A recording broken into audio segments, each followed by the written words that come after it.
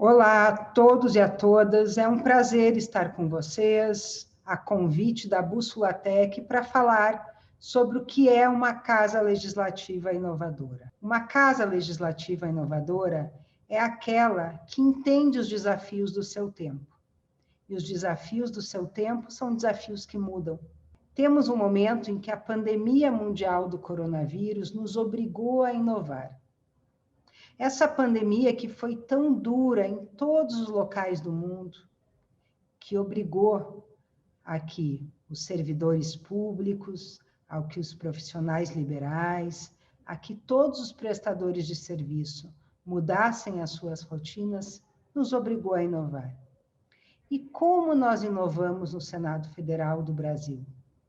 O que fizemos para estarmos aptos a trabalhar durante a pandemia? Uma casa legislativa inovadora, como eu já disse, é aquela que está adequada ao seu tempo. E nesse tempo, nós precisamos de criatividade, de cuidado com a vida das pessoas e de saber os valores que devemos passar. O primeiro valor que o Senado Federal implantou foi o valor do cuidado com a vida das pessoas. E por isso mudamos rapidamente para o teletrabalho, demos instrumentos para que as pessoas, os servidores do Senado Federal e seus colaboradores, pudessem continuar se reunindo, continuar trabalhando, continuar interagindo. Afinal, é num momento de pandemia que essa Casa Legislativa foi muito demandada. Demandada para atender o nosso país com as leis que foram necessárias. Também inovamos com a forma de fazer as sessões. Inovamos com o nosso plenário virtual, inovamos com o nosso carinhoso bunker, que hoje segue em funcionamento, porque se mostrou uma forma efetiva de fazer deliberações, uma forma efetiva de fazer com que o sistema representativo brasileiro seguisse funcionando. Mas, como eu falei, uma casa legislativa inovadora é aquela que inova nos valores. E inovar nem sempre é trazer algo novo. Muitas vezes, inovar é reafirmar para a sociedade aqueles valores importantes para a sua manutenção. E a diversidade, a inclusão, são valores fundamentais para todas as casas legislativas. E é por isso que o Senado brasileiro tem um imenso trabalho na questão da equidade de gênero, equidade de raça, acessibilidade e inclusão e políticas socioambientais. Essas são 4 das importantes contribuições que o Senado tem dado à sociedade brasileira e dado a todos aqueles parlamentos que queiram entender como nós podemos fazer leis e, ao mesmo tempo, internalizar os valores que estamos comunicando para a sociedade nas nossas ações organizacionais. O Senado Federal Brasileiro é a primeira instituição pública do nosso país a ter um plano de equidade de gênero e raça. E o que é esse plano de equidade de gênero e raça? São as ações que foram discutidas por todas as áreas da casa e que viraram um documento que norteia as metas e os objetivos para 24 meses. Assim que em setembro de 2019, nós tivemos o lançamento do nosso Plano de Equidade de Gênero e Raça. E lá estavam as ações que nós, em 24 meses, teremos que realizar. No primeiro levantamento, em setembro de 2020, já tivemos uma ideia muito clara que estávamos trabalhando de acordo com o plano, apesar de algumas ações que tiveram que ser modificadas exatamente em virtude da pandemia. Mudamos do ambiente físico para o ambiente virtual, mas não mudamos as ações e estamos conseguindo realizar esse plano. Esse plano tem por base a ideia da pluralidade da sociedade brasileira. A sociedade brasileira é um ambiente plural. O que nós chamamos de minorias na verdade, são maiorias minorizadas. Mais de 50% da população é feita de mulheres e 56% de negros e pardos. Então, trabalhar equidade de gênero e raça é trabalhar a pluralidade, essa pluralidade que está em nossa sociedade. E uma casa legislativa que entende essa pluralidade consegue representar melhor o seu país. O Brasil é um país formado por homens e mulheres, por negros, brancos, amarelos, é formado por pessoas heterossexuais e de outras sexualidades, formado por cisgêneros e não cisgêneros. E por isso, tudo isso está abarcado no nosso plano de equidade de gênero e raça. A questão do gênero, é importante que se diga, já aparece desde 2015 como um forte traço da gestão do Senado Federal. E por isso triplicamos de 12% para 36% o número de mulheres em cargos de chefia. Certamente, outras iniciativas auxiliaram esse convencimento para as servidoras mulheres de que elas têm condições, mas que também encontram no Senado Federal um ambiente adequado para que assumam postos de chefia. Uma dessas iniciativas é aquele plano que nós chamamos de Mãe Nutriz, que permite que mulheres tenham uma carga horária de trabalho reduzida para 6 horas, sem redução de remuneração, até os 24 meses da criança. Portanto, depois dos 6 primeiros meses de licença maternidade, ela ainda tem 18 meses em que ela pode trabalhar durante 6 horas e sem ter nenhuma diminuição nos seus vencimentos, ter mais tempo para a primeira infância de seu filho ou de sua filha. Essa não é só uma ação que beneficia as mulheres. Essa é uma ação que beneficia toda a sociedade brasileira, porque nós sabemos a importância da primeira infância na formação de uma sociedade saudável. A mulher, ao descobrir que terá condições de estar mais perto do seu filho ou de sua filha, nesse primeiro momento em que os valores são formados, ela valoriza a organização. Não diminui a produtividade e continua exercendo o seu papel de chefia.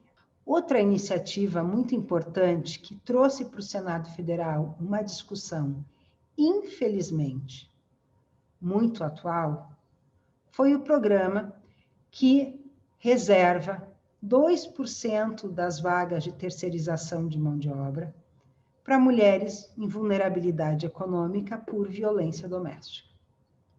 Além de abrir um campo para esse grupo de mulheres que precisa da independência econômica para sair do ciclo da violência, essa ação trouxe para dentro do Senado a realidade da violência doméstica. Infelizmente, em nosso país, o lar não é sempre um ambiente seguro. E durante a pandemia do coronavírus, com o isolamento social, ficou ainda mais inseguro. No entanto, o Senado Federal fez com que a questão da violência doméstica não fosse apenas uma questão que nós lemos nos jornais, vemos nas notícias, mas trouxe para dentro das nossas vidas, já que temos aqui colegas que são vítimas de violência doméstica. E com isso, mesmo quando fechamos o jornal ou clicamos para que aquele site onde está a notícia não esteja mais na possibilidade da nossa visão, a temática não saiu das nossas cabeças. E isso foi muito importante para que entremos em outras temáticas que falam da segurança no ambiente de trabalho, num ambiente de trabalho não violento, e da criação de um clima organizacional que não permita casos de assédio moral e sexual. Tudo isso nós temos trabalhado ao longo dos últimos 5 anos e colhemos como frutos o reconhecimento de um clima organizacional mais seguro, o que nas pesquisas bianuais ficou comprovado, mas também o reconhecimento de outros órgãos públicos que hoje se espelham no Senado Federal para poder desenvolver as suas políticas. Vejam, quando nós começamos o nosso sistema para a criação de um ambiente livre de violência, livre de assédio moral e sexual, não tínhamos um exemplo. Não tínhamos protocolos em outras organizações públicas, e por isso criamos. E hoje, esses protocolos já são atos, já foram internalizados, já foram avaliados, estão sendo aprimorados e podem ser exemplo para qualquer outra instituição pública, privada, federal, estadual ou municipal. É o Senado Federal, a partir da sua gestão, mostrando como podemos internalizar políticas públicas e como podemos fortalecer a federação a partir do nosso exemplo. E uma vez que entendemos que a questão de equidade de gênero já estava bem compreendida, partimos para a questão do racismo. Em nosso país, o racismo é uma verdade velada. Muito recentemente, o Brasil teve um péssimo exemplo, muito parecido com o que aconteceu com Floyd nos Estados Unidos. Tivemos um homem negro morto num estacionamento de um supermercado.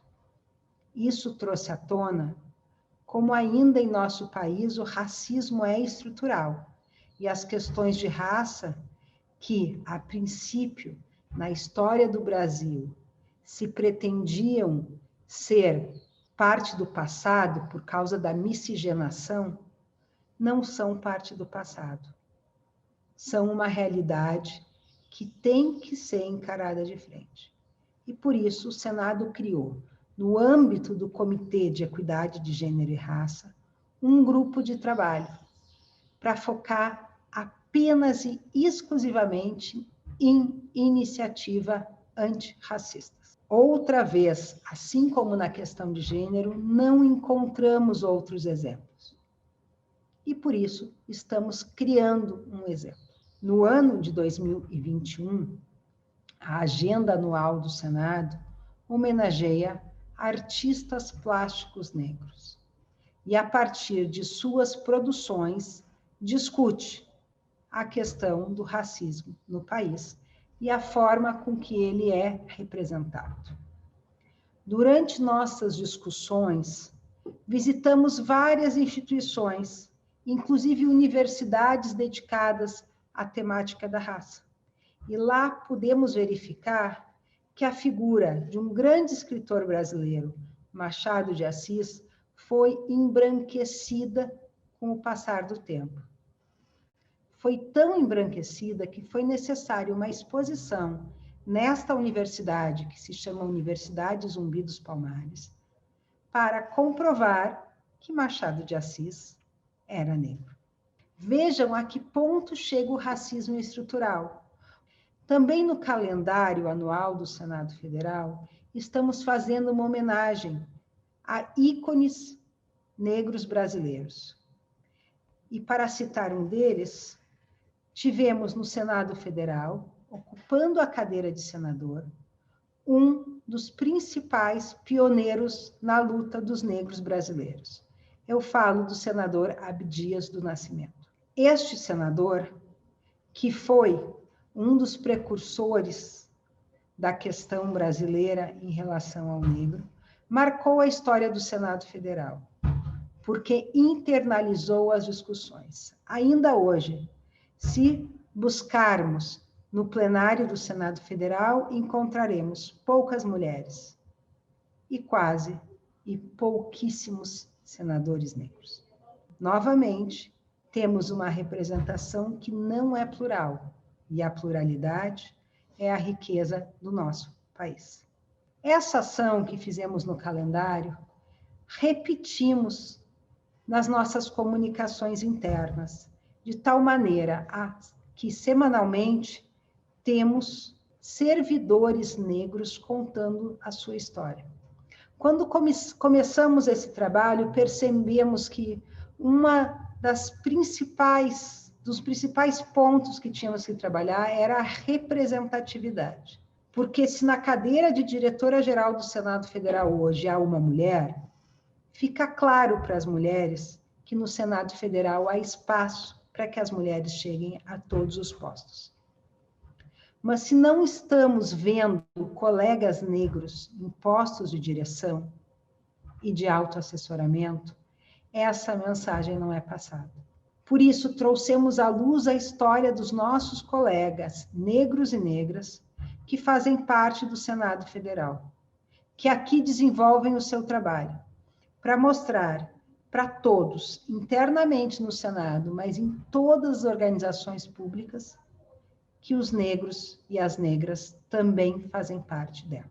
Temos um outro projeto que é criar uma galeria de parlamentares negros, senadores e senadoras negras, que contribuíram para essa casa, para mostrar que as decisões dessa casa são decisões de todas as cores, de todas as raças.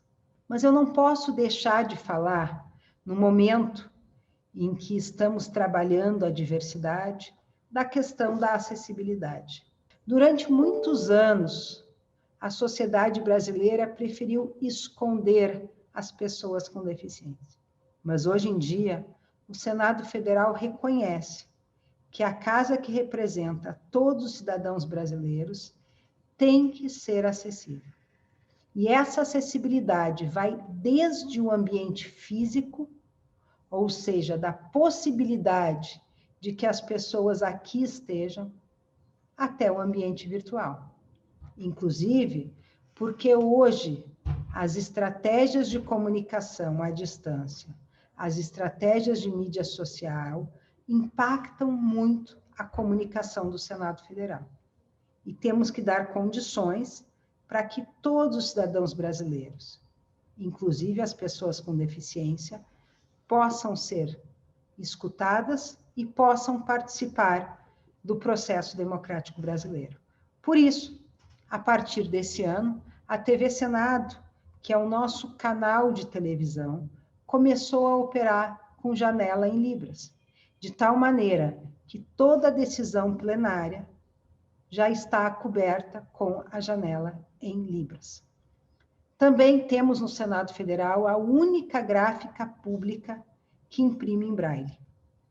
A única gráfica pública que imprime em braille, o que nos dá condições de levar, quando estamos participando de feiras dos livros, em quaisquer estados brasileiros, publicações tanto de literatura como de legislação para a população que lê em braille. No início, nós tínhamos como linha editorial principal apenas as legislações, mas percebemos que há uma carência tão grande de publicações em braille que estendemos esse trabalho também para outro tipo de literatura. Hoje, o Senado é uma casa acessível, física e virtualmente, e pretende não só ter esse discurso para fora, mas internamente dar todas as condições para que os nossos colegas com deficiência possam desenvolver as suas atividades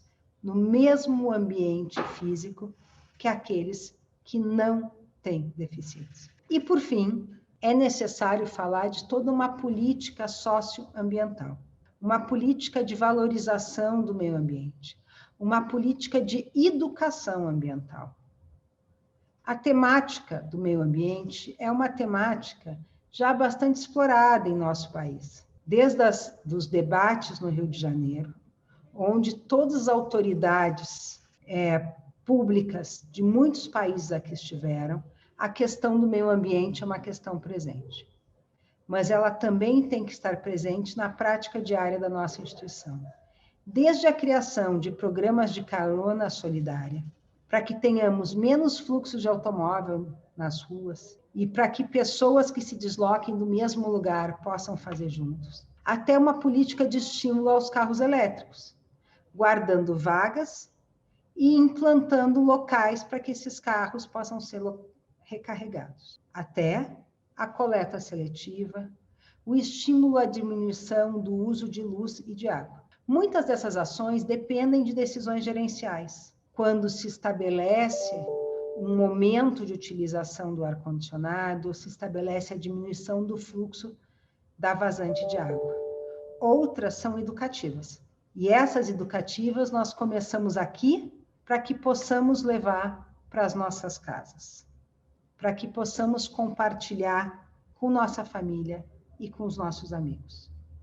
E talvez também possamos ser vetores de mudanças importantes em outros órgãos públicos. Podemos discutir com outros órgãos públicos, por exemplo, a criação de uma frota de carros elétricos ou híbridos, negociando com o mercado valores que sejam mais adequados para que possamos diminuir o uso do petróleo, da gasolina e ter um ambiente mais protegido.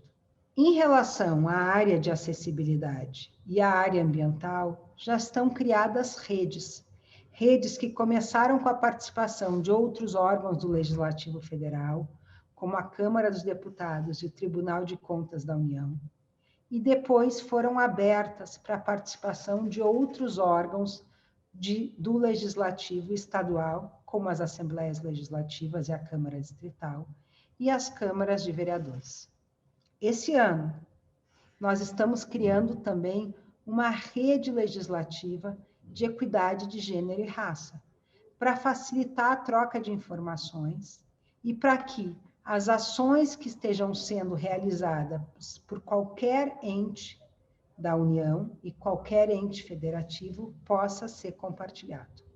Certamente, essas temáticas são temáticas de atenção da sociedade, e por isso, não apenas o Senado Federal, mas vários outros órgãos estão trabalhando a partir delas. A rede legislativa de equidade de gênero e raça vai trazer a oportunidade da troca de informações e boas experiências.